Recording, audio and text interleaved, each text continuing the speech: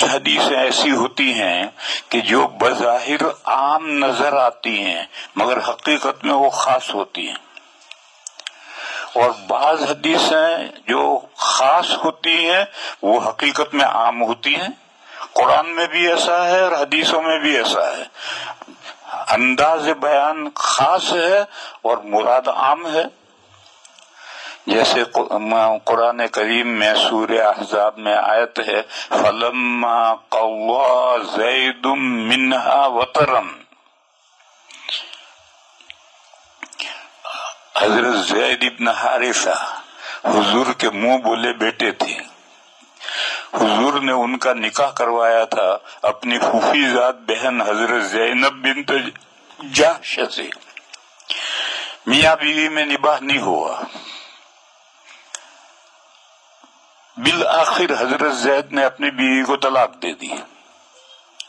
تو اس سلسلے میں سورہ احزاب میں سب بہت ساری آیتیں ہیں، ان میں سے ایک آیت یہ ہے کہ جب زید نے اپنی حاجت اپنی بیوی سے پوری کر لی اور اس نے طلاق دے دی اور عدت بھی گزر گئی، تو اب ہم ان کا حضرت زینب کا نکاح آپ سے کر دیتے ہیں۔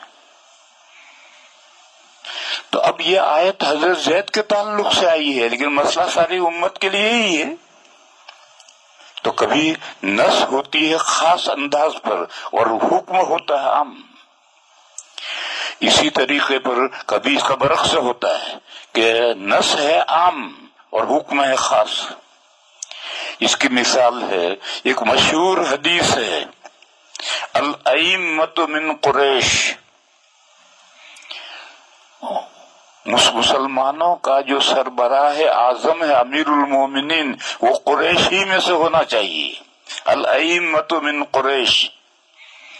اور اس حدیث کو خاص سمجھا جاتا رہا ایک لمبے زمانے تک، خلفائے بنو عباسیہ کی حکومت جب تک رہی وہاں تک یہی سمجھے کہ پوری دنیا میں امیر المومنین قریشی کا ہونا چاہیے، غیر قریشی خلیفہ نہیں ہو سکتا۔ لیکن 7ویں صدی میں خلافت عباسیہ ختم اور فاطمیوں کی شیعوں کی حکومت مصر میں قائم ہو گئی۔ تو اب مسئلہ یہ پیدا ہوا کہ حدیث تو یہ کہتی کہ الائمۃ من قریش، اور اب تو آج دنیا میں کوئی قریشی امیر المومنین نہیں ہے، سب غیر قریشی ہیں۔ تو پھر اس حدیث کا کیا مطلب ہے؟ تو لوگوں نے کہا کہ یہ حدیث بظاہر خاص ہے کہ قریش ہی میں سے امیر المومنین ہونا چاہیے، لیکن یہ بظاہر عام ہے کہ ہر زمانے میں اور پوری دنیا میں اور ہر زمانے میں خلیفہ اور امیر المومنین قریش میں سے ہونا چاہیے۔ حدیث عام ہے مگر عام نہیں، خاص ہے۔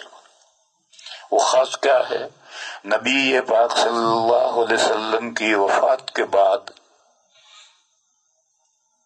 کئی مسائل میں اختلاف ہوا تھا، اور ان مسائل میں نبی پاک صلی اللہ علیہ وسلم نے پہلے سے پیشین گوئی فرمائی تھی۔ مثلا یہ مسئلہ اختلافی ہوا کہ حضور پاک صلی اللہ علیہ وسلم کی تدفین کہاں ہو۔ کچھ لوگوں نے کہا کہ حضور کا وطن مکہ ہے، لہذا جنازہ مکہ لے جا کر مکہ میں دفن کریں۔ کچھ لوگوں نے کہا کہ انبیاء کی سرزمین فلسطین ہے، لہذا حضور کا جنازہ فلسطین لے جا کر وہاں دفن کریں۔ کسی نے کہا کہ حضور ہجرت کر کے مدینہ آئے ہیں، لہذا مدینہ میں جنازہ دفن کیا جائے۔ یہ سب اختلاف ہوا۔ اس وقت حضرت ابو بکر صدیق رضی اللہ تعالیٰ عنہ جو خلیفہ بن گئے تھے، انہوں نے حدیث سنائی کہ میں نے حضور سے ایک حدیث سنی ہے اور وہ مجھے ایسی یاد ہے جیسا میں نے ابھی سنی ہو۔ حضور نے فرمایا کہ اللہ تعالیٰ ہر پیغمبر کی روح وہاں قبض کرتے ہیں جہاں اس کو دفن ہونا پسند ہوتا ہے۔ اب یہ حدیث سامنے آ گئی، تو ٹھیک جس چارپائی پر حضور کی وفات ہوئی تھی اسی کے نیچے قبر کھدی اور وہیں حضور کی تدفین ہوئی۔ تو اس گویا حدیث میں اشارہ تھا اور اس اشارے کے مطابق دفن ہوئی۔ اب یہ تو انبیاء سے تعلق ہے، اس کا عام مسلمانوں سے کوئی تعلق نہیں ہے۔ میں تو سمجھانا ہی چاہتا ہوں کہ بعض حدیثوں میں پیشن گوئیوں کے طور پر ہوتی ہے۔ کبھی ایسا بھی ہوا ہے کہ پیشن گوئی کے طور پر حدیث ہوتی ہے مگر بات واضح نہیں ہوتی ہے، تو اللہ تعالیٰ اس کا فیصلہ کرتے ہیں۔ یہ مسئلہ اختلافی ہوا کہ حضور کو کیسے نہلایا جائے۔ کوئی کہتا تھا کہ کپڑے پہنے پہنے نہلاؤ، کوئی کہتا تھا کہ جیسے عام اموات کپڑے نکال کر کے نہلاتے ہیں اس طرح سے نہلاؤ۔ یہ سب کمرے میں جہاں حضور کی جنازہ رکھا ہوا ہے وہاں بیٹھے ہوئے سب صحابہ بیٹھے بیٹھے یہ مسئلہ بات کر رہے، اور بیٹھے بیٹھے سب کو اونگ آنے لگی۔ جب سارے اونگنے لگے تو کسی نے کمرے کے کونے سے کسی نے کہا کہ حضور کو کپڑے پہنے ہوئے نہلاؤ۔ سب کی آنکھ کھل گئی اور سب نے آواز سنی۔ تو یوں بھی اللہ فیصلہ کرتے ہیں۔ اسی طرح سے قبر بنانے کی دو صورتیں ہیں، ایک قبر ہوتی ہے بغلی ہوتی ہے اور ایک قبر ہوتی ہے شق ہوتی ہے، صندوقچی ہوتی ہے۔ ہمارے یہاں دیوبند میں صندوقچی بنتی ہے اور دوسری جگہ پر کہیں بغلی بنتی ہے۔ تو یہ اختلاف ہوا کہ حضور کی قبر کیسی بنائی ہے۔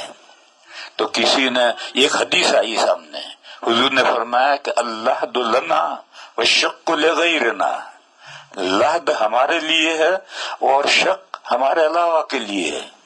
یہ حدیث بھی سامنے تھی، مگر جائز تو دونوں طرح کی قبریں ہیں۔ پھر لغیرنا کے معنی ہندوؤں کے لیے ہے، غیر مسلموں کے لیے ہے، تو مطلب ہے نہیں۔ اور مدینہ میں دو صحابی تھے، ایک لحد بنانے کے ماہر تھے، ایک شق بنانے کے ماہر تھے۔ تو آخر میں فیصلہ یہ ہوا کہ دو آدمی بھیجو، ایک ان کو بلانے کے لیے ایک ان کو بلانے کے لیے، جو پہلے آ جائے وہ اپنا کام کرے۔ چنانچہ دو آدمی گئے تو جو شق بنانے تھے وہ گھر ملے ہی نہیں، اور جو لحد بنانے تھے وہ آئے اور انہوں نے حضور کی خبر میں لحد بنائی۔ اب معلوم ہوا کہ لحد لنا میں پیشین گوئی تھی کہ میری خبر میں لحد بنا، اور وہ سمجھ میں پیشین گوئی نہیں آئی، تو اس طریقے پر اللہ نے فیصلہ کیا۔ بہرحال میں یہ مثالیں دے رہا ہوں اس کا کہ بعض پیشین گوئیاں ہوتی ہیں۔ نبی پاک صلی اللہ علیہ وسلم کی وفات کے بعد میں یہ مسئلہ انصار نے کھڑا کیا۔ انصار نے کہا منا امیر و منکم امیر، ہم انصار میں سے ایک امیر اور مہاجرین میں سے ایک امیر، دو امت کے دو امیر المومنین۔ اس وقت حضرت صدیق اکبر نے یہ حدیث پیش کی اور یہ کہا کہ نہیں، دو امیر المومنین نہیں ہوں گے، الائمۃ من قریش، ائمہ ایک نہیں، جتنے دن تک امامت کا سلسلہ چلے گا امام قریش میں سے ہوگا اور ایک ہوگا۔ چنانچہ سب کی سمجھ میں بات آ گئی اور سب نے حضرت ابوبکر صدیق رضی اللہ تعالی عنہ کے ہاتھ پر بیعت کر لی، اور ایک لمبے زمانے تک 700 سال تک امام قریش میں سے ہوتا آیا۔ لیکن یہ مسئلہ نہیں ہے بلکہ پیشن گوئی ہے۔ مسئلہ تو آج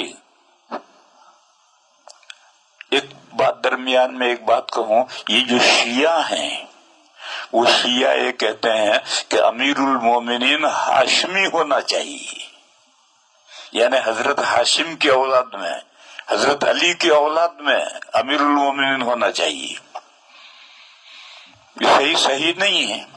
اس پر رد کرنے والوں نے یہ کہا کہ اگر اسلام میں یہ شرط ہے کہ امیر المومنین ہاشمی ہے ہونا چاہیے تو پھر اس کا مطلب یہ ہے کہ اسلام عالمگیر مذہب نہیں ہے۔ یہ خاندان کا قیامت تک کے لیے خاندان کا امیر المومنین ہوگا تو عالمگیر مذہب کہاں ہوا؟ تو اسی طریقے پر اگر امیر المومنین قریشی ہونا چاہیے تو ساری دنیا میں قریشی کہاں سے لاؤ گے؟ اور قریشی ہونا ضروری ہے تو پھر اسلام عالمگیر مذہب کہاں رہا؟ 700 سال کے بعد میں جب خلافت کا نظام بکھر گیا اور فاطمی خلیفہ بن گئے، تب سے مسئلہ یہ حدیث پیچھے چلی گئی۔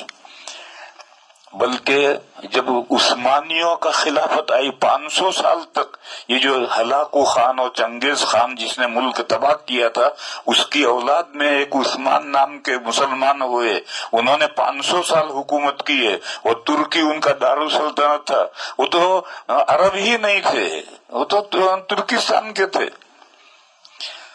تو اس طرح سے الائمۃ من قریش جو ہے وہ الفاظ تو اگرچہ عام ہے لیکن یہ پیشین گوئی ہے، حضور کے بعد میں جو فوراً اختلاف ہوگا اس اختلاف کے سلسلے میں پیشین گوئی ہے، اور ابو بکر نے یہ حدیث پیش کی اور اس حدیث پر ہی اتفاق ہو گیا، انصار پیچھے ہٹ گئے اور حضرت صدیق اکبر کی خلافت پر سب کا اتفاق ہو گیا۔ میرے بھائیوں، ٹھیک اسی طرح سے سمجھو کہ جب سورج یا ستارہ طلوع ہوتا ہے تو بیماری ختم ہو جاتی ہے، یہ حدیث بظاہر عام ہے، اور یہ جو مولانا صاحب واٹس ایپ پر تقریر کر رہے تھے انہوں نے جو استدلال کیا، اور حضرت مفتی صاحب نے جو استدلال کیا اپنے فتوے میں یا اپنے مضمون میں، اس کو حدیث کو عام کر کے کہا دنیا سے ہر بیماری ختم ہو جاتی ہے۔ ارے 12 مئی تو ہر سال آتی ہے، تو کیا 12 مئی کے بعد میں سب ڈاکٹروں کے دواخانے بند ہو جاتے ہیں؟ کہاں دکان ساری بیماریاں ختم ہو جاتی؟ یہ تو بداحت کے خلاف ہے۔ یہ تو حدیث الفاظ عام ہے لیکن مراد خاص ہے۔ وہ خاص کیا ہے؟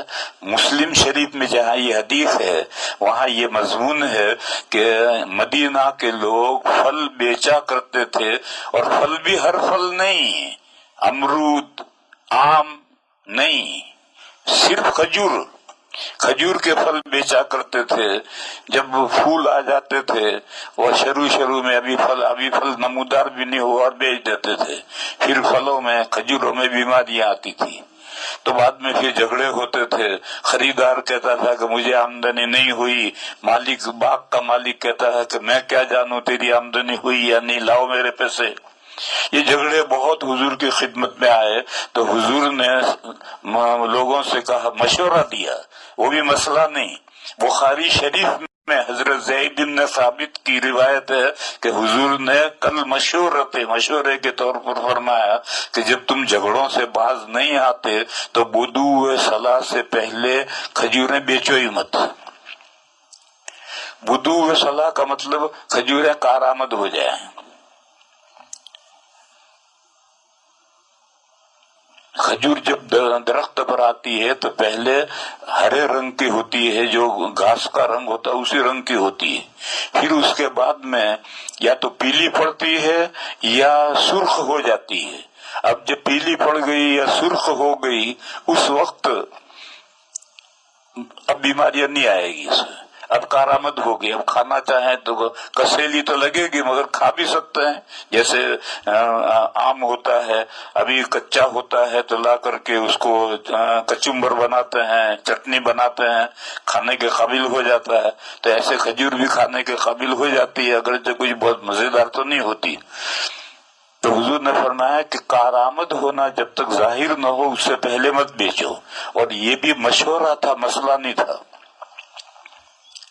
اسی سلسلے کی یہ حدیث ہے کہ نبی پاک صلی اللہ علیہ وسلم نے فرمایا کہ جب سورہ ستارہ طلوع ہو جائے تو اب بیماری ختم، یعنی کھجوروں کی میں جو بیماری آتی تھی وہ ختم، ساری دنیا کی بیماریاں مراد نہیں ہے، کھجوروں کی بیماریاں ختم، لہذا سورہ ستارے کے بعد میں پھر اب بیچ سکتے ہو، کھجوروں کو بیچو۔ اور وہ سورہ ستارہ طلوع ہونے کا کیا مطلب ہے؟ سورہ ستارہ بہت سارے چھوٹے چھوٹے ستاروں کا ایک گچھا ہے، ننگی آنکھ سے وہ سب ایسا معلوم ہوتا ہے کہ جیسے سارے ستارے ایک ہیں، حالانکہ ایک نہیں ہے۔ اگر خوردبین اور دوربین سے دیکھیں گے تو ہر ستارہ الگ الگ نظر آئے گا، اور یہ ستارے زمین سے سب سے زیادہ دور ستارے ہیں، کہتے ہیں کہ زمین سے بہت دور ستارے ہیں۔ یہ جو سورہ ستارہ ہے یہ تو ہر دن طلوع ہوتا ہے، زمین گول ہے، یا آسمان گھومتا ہے، دونوں میں سے کوئی بھی گھومتا ہے، کون گھومتا ہے؟ زمین گھومتی ہے، آسمان گھومتا ہے، چھوڑو اس بحث کو۔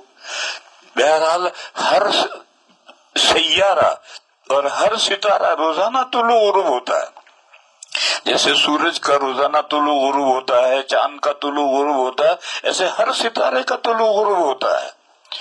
تو سوریا ستارہ بھی روز طلوع ہوتا ہے اور غروب ہوتا ہے۔ پھر طلوع ہونے کا کیا مطلب؟ دونوں طلوع ہونے کا مطلب یہ کہ یہ فجر میں صبح صادق کے بعد جب سورج نکل آتا ہے یا اس کی روشنی نکل آتی ہے پہلے، اس کے بعد یہ ستارہ ظاہر ہوتا ہے، طلوع ہوتا ہے۔ لیکن ستاروں کی رفتاریں الگ الگ ہیں، کوئی آگے کوئی پیچھے، جیسے چاند کی رفتار کیا سورج کی رفتار آگے پیچھے ہوتی ہے، اسی طریقے سے جب یہ صبح صادق کے بعد طلوع ہو جائے اور ابھی سورج کی روشنی نہیں آئی تو اس وقت چونکہ بہت دور ہے اور دھندلا سا یہ ستارہ ہے سوریا، تو ننگی آنکھ سے تو نظر بھی نہیں آتا، لیکن جب اندھیرا رات میں صبح صادق کا بعد اندھیرا ہوتا ہے اس وقت یہ طلوع کرے تو نظر آئے گا کہ دیکھو اس سوریا ستارہ نکلا، اور پھر سورج کی روشنی بعد میں ہوگی اور سورج طلوع بعد میں ہوگا۔ تو جب یہ سورج سے پہلے طلوع ہو تو اب کھجوروں کی بیماریاں ختم، اب کھجوریں بیچو، یہ حدیث شریف کا مطلب ہے۔ اور میں نے کہا کہ یہ تو بدیہی بات ہے، 12 مئی تو ہر سال آتی ہے اور ستارہ یہ اس دن ہر سال طلوع ہوتا ہے، پھر اس کے بعد کہاں دنیا میں ساری بیماریاں ختم ہو جاتی ہیں اور کہاں سارے ڈاکٹرز ہو جاتے ہیں اور کہاں ساری دواخانے بند ہو جاتے ہیں۔ یہ تو کھجوروں کے تعلق سے یہ حدیث شریف ہے۔ اور حضرت مفتی صاحب دامت برکاتہم نے جس انداز سے مضمون کو لکھا ہے وہ محدثانہ طرز نہیں، محدثانہ طرز یہ ہے کہ اگر کوئی حدیث شریف ہے اور اس کے لیے اگر آپ کو کوئی متابع چاہیے تو متابع بھی کم سے کم اس اصل حدیث کے برابر کے درجے کا متابع چاہیے، اس سے کم نہیں ہونا چاہیے۔ اور حدیث کی شرح میں بھی یہی ملحوظ رہنا چاہیے کہ مسلم شریف کی حدیث ہے اور دوسری کتابوں میں الفاظ بدلے ہیں تو ان کی سندیں بھی کم سے کم مسلم شریف کے درجے کی ہوں، فن اعتبار کے روح سے گئی گزری 5ویں درجے کی جو کتابیں ہیں ان کتابوں میں حدیث کے جو الفاظ ہیں ان الفاظ کے ذریعے سے پہلے درجے کی کتابوں میں جو حدیث